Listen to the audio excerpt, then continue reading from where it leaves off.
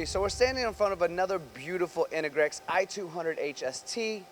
What are some of the real great details and specs of this machine to the global audience who's looking for maybe something that's going to help them combine a lot of operations into one operation? This machine is set up perfect for that style. It's got the 12,000 RPM milling spindle, it's got the 5,000 RPM turning spindle, a 12-position lower turret, and a second spindle with a 10-inch chuck. So, or I'm sorry, an 8-inch chuck. So she's ready to go.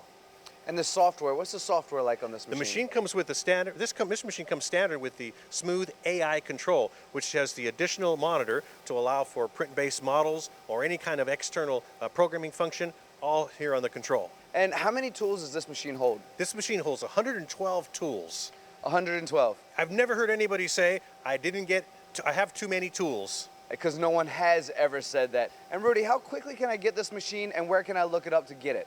If you want to get this machine, just contact us at the Western Regional Technology Center or on the internet, and we'll get a hold of you. This machine is available for immediate delivery. Ooh, I like immediate delivery.